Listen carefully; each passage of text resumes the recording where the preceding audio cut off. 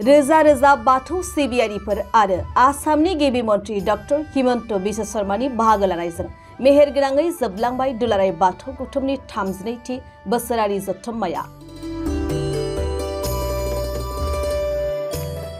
गंथाम गेदेर बाथौ थानसालि लुफुंनानै होनो खोथा होलांदों गिबि मन्त्रि डक्टर हिमन्त बिश्व शर्माया।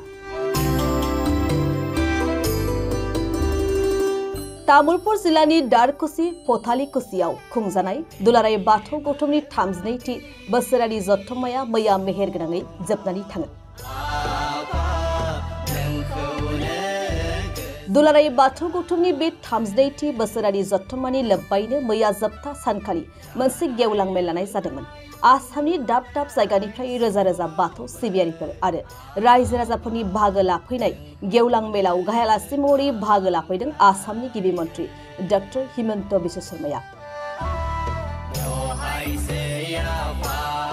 हाबाफारियाव बाहागो लानानै गिबि मन्त्रिया बाथौ धोरोमखौ फोजौनाय आरो गोसारहोनायाव रायजो सरकारनिफ्राय मदद होगोननि बाथ्राखौ बाथौ सिबियारि रायजो राजाफोरनि गेजेराव फोसावनानै होदों। गावनि बिबुंथि लाखिनाय समाव बर'फोरनि बाथौ धोरोमखौ मुलुगनि गोजामसिन धोरोमफोरनि गेजेराव मोनसे धोरोम होननानै मख'ना गरेश्वर, चिरां आरो तेजपुराव गंथाम गेदेर बाथौ थानसालि लुफुंनो थाखाय रायजो सरकारनिफ्राय 15 कौटि रां होगोन होननानै खोथा होयो।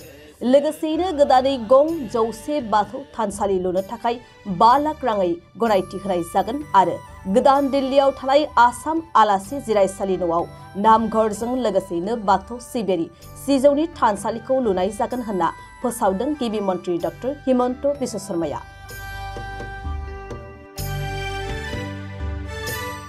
बाथौ धोरोमखौ जौगाहोनाय आरो मुलुग दरबाराव गोसारहोनाय आरो बायदि बायदि बाथौ धोरोमारि आयदाफोरनि सायाव सावरायनो थाखाय खुंफुंनाय बे दुलाराय बाथौ गौथुमनि बोसोरारि जथुम्मायावनो गेवलां मेलनि बेखेवगिरि महरै बाहागो लानानै बाथौ धोरोमनि फारसे बेसेनगोसा बिबुंथि होनायखौ नुनो मोन्दों बिटिआरनि गाहाय खुंगिरि प्रमद बर'खौ। बिथाङाबो गावनि बिबुंथियाव बाथौ धोरोमखौ मुलुगनां दरबाराव गोसारहोनो आरो मोनफ्रोमबो हारि माहारि सुबुंफोरनि गेजेराव सिनायथि होनो इसिङारि गोहोजों खुंथाय सोरखारा गोख्रों खामानि मावगासिनो थानायखौ फोरमायनानै फैबाय थानाय समाव बाथौ धोरोमखौ जौगासारहोनो थाखाय बिटिआर सरकारनिफ्राय गोबां बिथांखिफोरखौ लानाय जाबावगोन होनना मिथिहोयो गाहाय मावफुं सोद्रोमा प्रमद बर'आ। बेजों लोगोसेनो बाथौ धोरोमारि गौथुमनि दैदेनगिरिफ्रा बाथौ धोरोमखौ फोसावनायजों लोगोसेयैनो लाइमोनफोरखौ सांग्रांथि होनाय, फेग्रा मुवा लानाय बायदिनिफ्राय जानगाराव लाखिनायनि फारसे खामानि मावनो थाखायबो बोसोन होयो। मख'नाय जायोदि दुलाराय बाथौ गौथुमनि 32थि बोसोरारि जथुम्मानि गेवलां मेलखौ दुलाराय बाथौ गौथुमनि आफादगिरि सभाराम बसुमतारीनि मासि लानानै सामलायनायाव खुंफुंनाय जादोंमोन। बे हाबाफारियावनो आसामनि गिबि मन्त्रि डक्टर हिमन्त बिश्व शर्माजों लोगोसेयैनो बिटिआरनि गाहाय खुंगिरि प्रमद बर', बिटिसिनि आयेन आफादनि बुंथिगिरि कातिराम बर', बिकेडब्लिउएसएनि लेङाइ गाहाय मावफुं सोद्रोमा रमिय पि नार्जारी, बानजाय आफादनि मावफुं आफादगिरि एबा तामुलपुर बियाबनि एमएलए जलेन दैमारी, दुलाराय बाथौ गौथुमनि गाहाय नेतारि गणेश दैमारीजों लोगोसेयैनो बिटिसिनि मावफुं सोद्रोमाफोर, एमसिएलएफोर आरो गोबां बाथौ सिबियारि रायजोफोरा बाहागो लादोंमोन।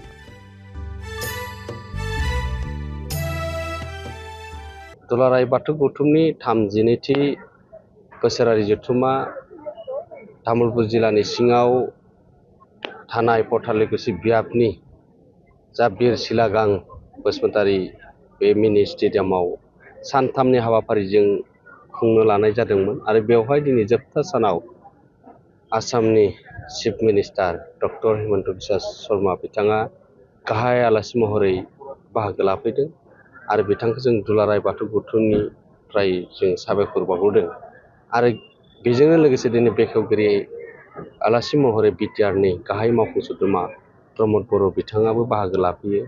रायजो सभानि एमपि रोंगोरा नार्जारी बिथाङाबो बाहागो लाफैयो आरो बिटिआरनि बुंथिगिरि कातिराम बर' बिथाङाबो बाहागो लायो। बेबायदिनो दुलाराय बाथौ गौथुमनि दिनैनि बे गेवलां मेलाव धोरोमारि बिथिङाव जों आलासि महरै हांख्रायदोंमोन दुलाराय बाथौ गौथुमनिनो आखान्थि आफादगिरि बसन्त स्वरगियारि।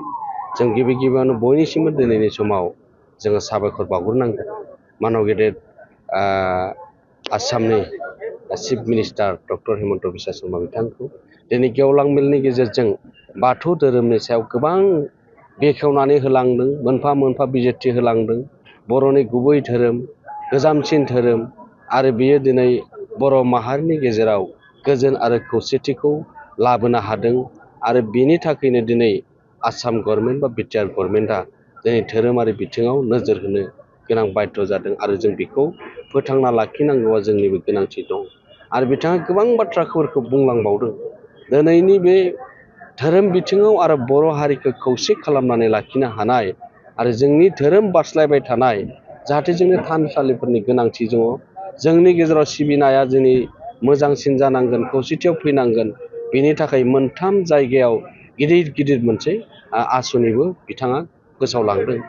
गाहायै चिरां जिल्लानि जा काजलगाव बाथौ थानसालि हेरिटेज सेन्टार होननाय मोनसे जायगाखौ बेहाय 5 कोटि थाखा घोषणा खालामदों।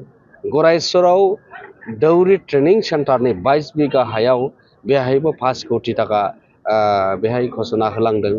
आरो दुलाराय बाथौ गौथुमनिनो सनितपुर जिल्लानि सिङाव थानाय डिस्ट्रिक्टनि हेडक्वार्टार खरामारि बेवहायबो 5 कोटि थाखा बेवहायबो घोषणा होलांदों। जों गमामायैनो दिनैनि समाव दुलाराय बाथौ गौथुमनि जानानै जों साबायखर बावनांगोन। आरो बेजोंनो लोगोसे आसामाव थानाय आरो 5 लाख राङै जा आरोबाव जोङो साननैसोनि भितरावनो 100 बाथौ थानसालिखौ जों खालामनानै हरनाय जागोन। आरो बेजोंनो लोगोसे मोनसे बाथ्राफोरखौ बुंबावदों।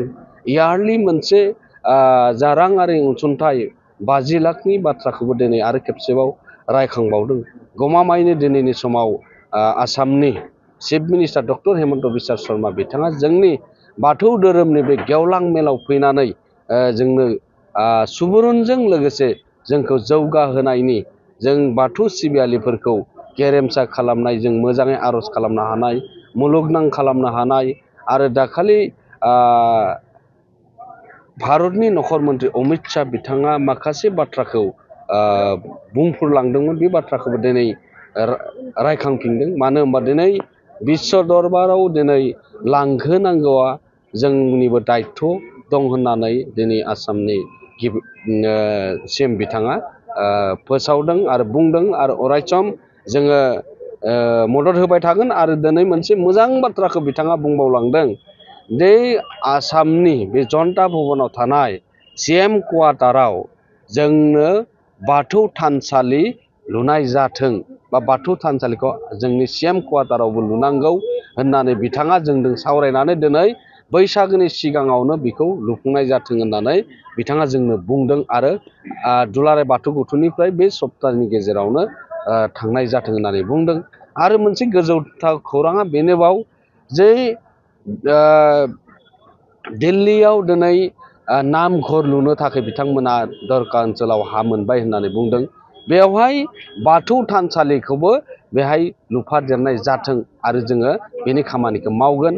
दुलाराय बाथौ गौथुमजों सावरायनानै बेखौ जों दावगाहोगोन होननानै मावफुंगोन होननानै बिथाङा गोबां बाथ्राखौ बुंलांदों। जोङो दिनैनि समाव गोजोननाय मोनदों। जों साबायखर बावनांगोन। दिनैनि समाव गमामायैनो दिनै गोबां बेस्थ'तानि गेजेरजोंबो दिनै दुलाराय बाथौ गौथुमनि धोरोमारि बे सावराय मेलाव फैनानै गोबां बाथ्राफोरखौ जोंनो होबाय। आरो बिथाङा खम समनि गेजेरावनो जोंनि थानसालि खुलुमनायजों लोगोसे आर'जआव बाहागो लानायनि गेजेरजों दिनै जों गमामायैनो गौरब अनुभब खालामदों। जोङो बिराद जोंनि दुलाराय बाथौ गौथुम लाइमोन आफाद, माइनाव आफाद गोख्रोंसिन खामानि मावनो थाखाय जोंखौ खावलायलांदों। बिथाङा दानि ओंखाम जानायनि बे हाबाफारियाव गोबां बाथ्राखौ बुंदों। जों अरायसम जोङो धोरोमखौ हमथाना लाखिनांगौब्ला जोंनि गेजेराव खौसेथिखौ दिनै दुलाराय बाथौ गौथुमा अरायसम लाबोनांगोन। आरो बर' हारिखौ दिनै राव, हारिमु, आसार खान्थि बेनि गेजेराव फोथांनानै लाखिगोन। बे दुलाराय बाथौ गौथुमनि सायावनो दिनै बर' हारिनि गेरेमसा बाथौ धोरोमखौ जा सिमां दङ बेखौ गेरेमसा खालामनो थाखाय दायित्व लानानै खामानि मावलांनो थाखाय खावलायलांदों।